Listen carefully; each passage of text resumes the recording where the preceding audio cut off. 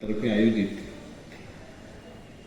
Doctor Sunanda अस्वले madam यांच्या सत्कार समारोहाचे सन्माननीय अध्यक्ष, आपल्या संस्थेचे सन्माननीय अध्यक्ष विजूभाऊ मुकेवार, माननीय उपाध्यक्ष बर्डियाजी, माननीय चेचराजी, माननीय सोनटक्केजी, माननीय कुचनकरजी, औषधी निर्माण शास्त्राचे प्राचार्य डॉक्टर रेड्डी सर, आपल्या महाविद्यालयाचे प्राचार्य खांदोडे सर, अस्वले मॅडमच्या आई, त्यांची मुलगी श्वेता, आपण सर्व प्राध्यापक बंधू आणि भगिनींनो, अस्वले मॅडमबद्दल आपण बोलत आहोत, पण सरांबद्दलही बोलणं आवश्यक आहे. याचं कारण असं आहे की जवळपास 1981 पासून तर 2014 पर्यंत सर आपल्या महाविद्यालयात होते. 81 ते 2007 ते प्राध्यापक होते आणि 2007 पासून 14 पर्यंत प्रिन्सिपॉल होते. त्यामुळे सरांबद्दल थोडंसं पहिले बोलतो, नंतर मॅडमबद्दल बोलतो. केमिस्ट्री डिपार्टमेंट आपल्या महाविद्यालयामध्ये खरोखरच एक ॲक्टिव्ह डिपार्टमेंट आहे. राहुलने म्हटल्याप्रमाणे हे मी अनुभवतो आहे. मॅडमच्या सोबत मी जवळपास 28 वर्षापासून इथे काम करतो. मॅडमची 29 वर्ष सेवा झाली, माझी 28 झाली. तर हे डिपार्टमेंट मी बघतोय सुरुवातीपासून तर अतिशय ॲक्टिव्ह डिपार्टमेंट आहे. मला सांगताना आनंद आणि अभिमान वाटतो की तालुका लेवलला विजूभाऊ आपल्या कॉलेजमधलं केमिस्ट्री डिपार्टमेंट हे पहिलं डिपार्टमेंट आहे की जिथे रिसर्च सेंटर मिळालं आपल्याला. PhDचं रिसर्च सेंटर ते जिल्हा प्लेसलाही मिळालं नव्हतं, आपल्या तालुका प्लेसला मिळालं. केमिस्ट्रीचे रेकॉग्नाइज रिसर्च लॅब ही आपली खूप दिवसापासून आहे. आपल्या यवतमाळ जिल्ह्यामध्ये कदाचित ती पहिली लॅब आहे की जिथे PhDचं रिसर्च सेंटर सुरू झालं आणि अस्वले सरांच्या प्रयत्नानेच ते मिळालेले आहे. आणि अस्वले सर हे पहिले गाईड झाले. त्यांच्या अंडर 7 लोकांनी PhD केली. नंतर वराटे सर गाईड झाले, नंतर मॅडम गाईड झाल्या. वराटे सरांच्याही अंडर 2 विद्यार्थी निघले होते इथे, मॅडमच्याही अंडरमध्ये 2 विद्यार्थी निघले. त्यामुळे रसायनशास्त्र विभाग हा अतिशय सुरुवातीपासून ॲक्टिव्ह आहे. खूप चांगल्या प्रकारचे कार्यक्रम ते घेतात, खूप चांगल्या प्रकारचं अकॅडमिक काम त्यांचं आहे. सरांच्याही संदर्भात आपण बघितलं की त्यांचे रिसर्च पेपर 100च्या प्लस आहे वेगवेगळ्या जर्नल्समध्ये, आणि कॉन्फरन्सेसमध्ये 50+ कॉन्फरन्स, नॅशनल इंटरनॅशनल कॉन्फरन्समध्ये त्यांनी सहभाग नोंदवला आहे. 2007 ते 14 प्रिन्सिपल असताना आम्हाला प्रिन्सिपल म्हणून त्यांचे काही अनुभव आले. त्यातला एक अनुभव आपल्याला मी सांगितला पाहिजे की ते वेल डिसिप्लिन आहे. ते NCC ऑफिसर असल्यामुळे सुरुवातीपासून त्यांच्यामध्ये शिस्त आहे. असं कुठल्याही काम बगैर शिस्तीचं त्यांनी केलं नाही. आणि त्यामुळे महाविद्यालयात प्रिन्सिपॉल झालेलं असताना त्यावेळेला खरोखर आम्हाला भीतीसुद्धा वाटायची. अस्वले सरांनी बोलवलं कॅबिनमध्ये म्हणजे भीती वाटायची की काहीतरी गडबड आहे. एवढं वचक त्यांचा होता, एवढा दरारा त्यांचा होता. आणि त्या दरम्यान त्यांनी कामं खूप प्रचंड मेहनत करून कामं केली. विद्यापीठ अनुदान आयोगाचे काही ग्रँट्स असतील, काही कोर्सेस असतील, अकॅडमिकचं ॲडमिनिस्ट्रेशनचं काम खूप चांगल्या पद्धतीनं सरांनी त्यावेळेला केलं, हे आम्ही जवळून बघितलं आहे. दुसरी गोष्ट महत्त्वाची अशी आहे की त्यांच्यामध्ये एक गुण आहे अस्वले सरांमध्ये की आपल्यापेक्षा लहान आणि कमी नॉलेजवाला माणूस जरी असला तरी त्याच्याकडून जे काही शिकण्यासारखं असेल ते लवकर शिकून घेतात त्याच्याकडून. ते असं समजत नाही की मी प्रिन्सिपॉल आणि याला कसं काय विचारलं किंवा याच्याकडून कसं काय शिक. आणि मला आठवतं की ते सायन्सचे आहे, सायन्सचा आणि कॉमर्समधल्या कन्सेप्टच्या बर्डियाचे काही संबंध नाही. क्रेडिट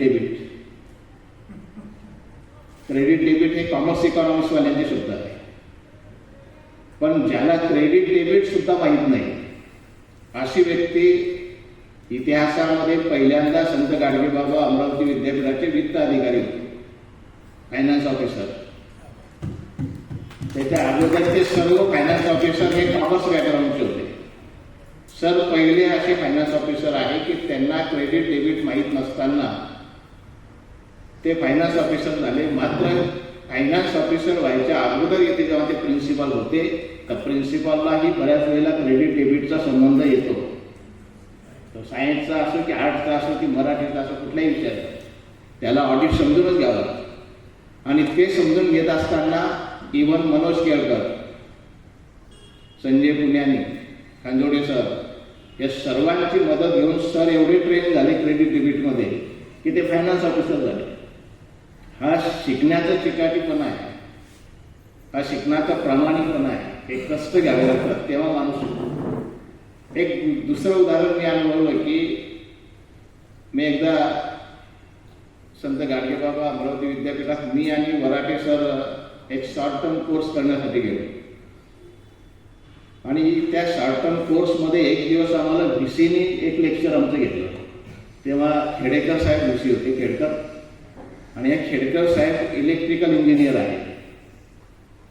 तर त्यांनी एक लेक्चर घेत असताना आम्हाला हाऊ टू सेव्ह इलेक्ट्रिसिटी ह्याच्यावर एक लेक्चर त्यांनी घेतलं. आता ते लेक्चर ऐकल्यानंतर आमच्याही मनामध्ये स्वाभाविक झालं की ती कन्सेप्ट आपण घरी आणि कॉलेजमध्येही राबवली पाहिजे. मी आल्यानंतर सरांना, अस्वले सरांना सांगितलं की अशी कन्सेप्ट आहे आणि ती जर आपण राबवली तर आपल्या इलेक्ट्रिक बिलमध्ये बचत होऊ शकते. आता कन्सेप्ट काय होती तर हे जे आपले वर्गखोल्या असतात त्या वर्गखोल्यांच्या बाहेर दरवाजाजवळ जर एक स्विच आपण दिला आणि आव्हान केलं विद्यार्थ्यांना, प्राध्यापक बंधू भगिनींना, किंवा तुम्ही जात येत असताना जर आतमध्ये लाईट फॅन चालू असतील तर बंद करा, आतमध्ये जाताना चालू करा, बाहेर येताना बंद करा. कधी कधी फॅन लाईट संध्याकाळी 7-8 वाजेपर्यंत चालू राहतात, कोणीच नसतं तिथे, इलेक्ट्रिसिटी जाते. त्यामुळे सरांनी ती आमची कन्सेप्ट उचलली. ते म्हणाले काही हरकत नाही, आपण करू ते. आणि त्यांनी प्रत्येक दरवाजाच्या बाजूला एक स्विच लावला. आणि त्याचा रिझल्ट असा आहे, बर्ड्या सर सगळी सांगतील, सरांना माहीत आहे की आपलं इलेक्ट्रिसिटीचं बिल 50% कमी झालं. 50% इलेक्ट्रिसिटी आपलं बिल जे आहे त्याच्यामध्ये बचत झाली. आणि अननेसेसरी फॅनची जी कॉईल खराब होते चालताना, लाईट खराब होते, त्याचं लाईट वाढतं. म्हणजे ते ऐकतात, कोणी जर काही नवीन कन्सेप्ट आणली त्यांच्यासमोर ते स्वीकारतात, इम्प्लिमेंट करतात. ते ज्या खुर्चीवर बसवले त्याच्या पाठीमागे आपण इलेक्ट्रिक वाचली पाहिजे म्हणून LED बल्ब लावतो, घरामध्ये सुद्धा लावतो. आम्हाला ते खेडकर साहेबांनी सांगितलं की इलेक्ट्रिक बल्ब तुम्ही जे लावता LED बल्ब किंवा CFL, तर CFL बल्ब लावून तुम्ही जर वाचन केलं तर तुमचे डोळे खराब होतात आणि डोळ्यावर ताण येतो. इलेक्ट्रिकचं इन्स्ट्रुमेंट वापरायचं तुम्हाला रीडिंगसाठी तर ट्यूबलाईटच पाहिजे. ट्यूबलाईटचा जो प्रकाश आहे तो डोळ्याला त्रासदायक नसतो. आणि म्हणून थोडेसे 2 पैसे त्या ट्यूबलाईटच्या बिलामध्ये जास्त गेले तरी चालतात, मात्र इकडे डोळे दाखवायचं काम पडणार नाही आणि तुमचा रेटिना खराब होणार नाही. हे त्यांनी सांगितलं. मी सरांना ती गोष्ट सांगितली तर त्यांनी दुसऱ्याच दिवशी आपल्या पाठीमागचा जो CFL बल्ब तो काढला आणि त्याची ट्यूबलाईट बसवली. हे इम्प्लिमेंट करतात, त्यांना काही सांगितलं ते इम्प्लिमेंट करतात. असे हे अस्वले सर यांनी खूप मोठी सेवा आपल्या कॉलेजला दिली आणि खूप चांगल्या प्रकारचं ॲडमिनिस्ट्रेशन त्यांनी सांभाळलं. त्यामुळे सरांचा उल्लेख करणं मला आवश्यक होतं. सरांचाही आज मॅडमच्या निमित्ताने आपण सत्कार घेतोय. त्यांनाही दीर्घायुष्य लाभो, आरोग्यदायी, आनंददायी, प्रॉस्परस आहे, त्याच्याबद्दल काही संबंध नाही. हे संपूर्ण त्यांना दीर्घायुष्य लाभो अशी आपली ईश्वरचरणी प्रार्थना करतो. आणि आमच्या ज्या मॅडम आहे, मी मगाशी उल्लेख केला की 28 वर्षापासून आम्ही मॅडम सोबत आहे. ते काही लोकांना वाटत होतं सुरुवातीला, आम्हालाही वाटत होतं तसं की मॅडम खूप शहाणे आहे, शिस्त आहे, मिक्स होत नाही. पण जसजसं आम्ही सर्व्हिस होत गेली तसा आम्हाला अनुभव आला की नाही नाही त्या मिक्स होतात, बोलतात, समजून घेतात, कुठल्याही प्रकारे इगो त्यांच्यामध्ये नाही. आणि म्हणून ती आमच्या डोक्यातली कन्सेप्ट बाजूला झाली की ते शिस्त वगैरे काही नाही आहे, ते सोबत आहे, चांगले आहे स्वभावाला.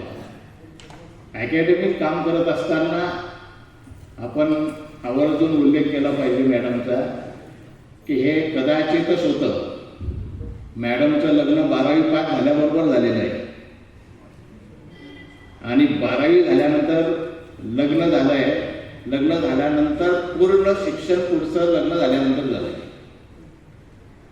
BSc असेल, MSc असेल, त्यांनी BA ॲडिशनल इंग्लिश लिटरेचरमध्ये सुद्धा केलेलं आहे, B.Ed केलेलं आहे, PhD आहे, सेट पास आहे. आता खूप आपली सर्व्हिस झाली ना, आता काही शेतनेटची गरज नाही म्हणून त्यांनी ते सोडून दिलं नाही. त्यांची जिद्द होती की मला हे सेटनेटचा जो धब्बा आहे तो पुसून काढायचा आहे, ते आम्हाला सांगत होत्या. आणि त्यांनी सातत्याने परीक्षा देऊन सेट परीक्षा पास केली. तेव्हा गरज नव्हती सेट परीक्षा पास होती, तरी पास केली. आणि म्हणून त्यांनी अकॅडमिक जे त्यांचा प्रोग्रेस केला आहे तर तो लग्न 12वीमध्ये झाल्यानंतर सुद्धा पुढे संपूर्ण शिक्षण त्यांनी जिद्दीने पूर्ण केलं. केवळ केलं नाही, ते मेरिटमध्ये केलं आणि त्याच्यामुळे ते प्राध्यापक झाले. सायन्ससारख्या विषयामध्ये लग्न झाल्यानंतर एवढे शिक्षण करणं, PhD पर्यंत करणं सोपी गोष्ट नाही. आर्ट आपण घरी बसू करता येतं, पण सायन्स त्याला प्रॅक्टिकल आलं तेव्हा काही आर्टच्या सारखं नव्हतं. आज जरा खरीच झाली परिस्थिती. आज प्रॅक्टिकल कसं होतं, काय होतं हे काही सांगायचे विषय राहिला नाही, पण त्यावेळेला खूप कठीण होतं. अशा परिस्थितीत त्यांनी BSc केलं, MSc केलं आणि प्राध्यापक पदावरती त्या आल्या.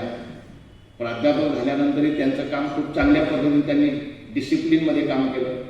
त्यांचे 100+ जर्नलमध्ये पेपर प्रकाशित आहे, 40+ कॉन्फरन्समध्ये ते सहभागी झाले आहेत, पेपर प्रेझेंट केला आहे, 3 पुस्तकं त्यांची आहेत, 2 विद्यार्थी PhDचे पासआउट आहेत. खूप चांगल्या प्रकारचं अकॅडमिकही त्यांनी स्वतःला अपग्रेड केलं आहे, डेव्हलप केलं आहे आणि सातत्याने ते उपक्रमशील प्राध्यापक आहे. अनेक नवीन प्रोग्राम, नवीन उपक्रम ते हाताशी घेतात आणि ते पूर्ण करतात. ते पूर्ण झाल्याशिवाय त्यांना चैन पडत नाही.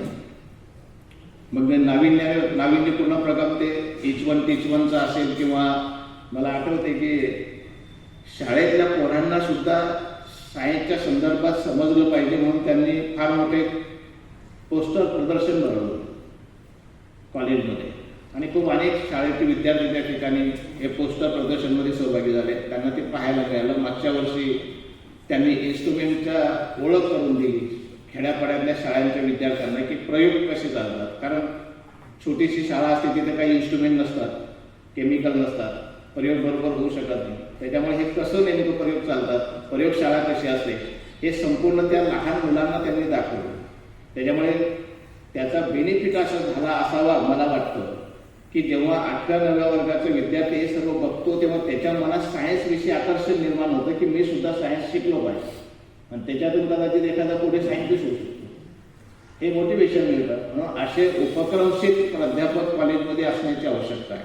म्हणून त्यांच्या विषयाला न्याय देत असताना त्यांनी दुसरे जे काही उपक्रम आहेत ते उपक्रम समाजाभिमुख, विद्यार्थीभिमुख जे काही राबवले ते खरोखरच वाखाणण्यासारखे उपक्रम आहेत असं म्हणायला हरकत नाही. मॅडमच्या संदर्भामध्ये काम करत असताना त्या कुठल्याही प्रकारे असं टेन्समध्ये आहे, बर्डनमध्ये आहे असं दिसत नाही.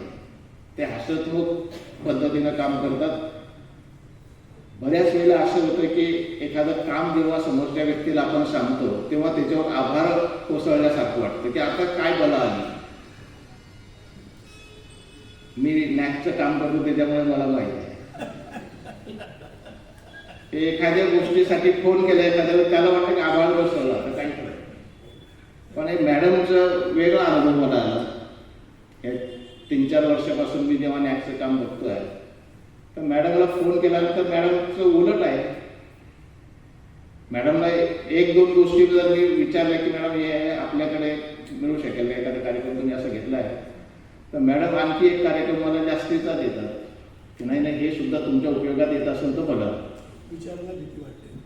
हे कार्यक्रम आता मी त्यांना 1 वर्ष ज्युनियर आहे तरी सुद्धा ते ज्युनियर आहे म्हणून यांना हे कसं आपल्याला काम करतं असं नाही.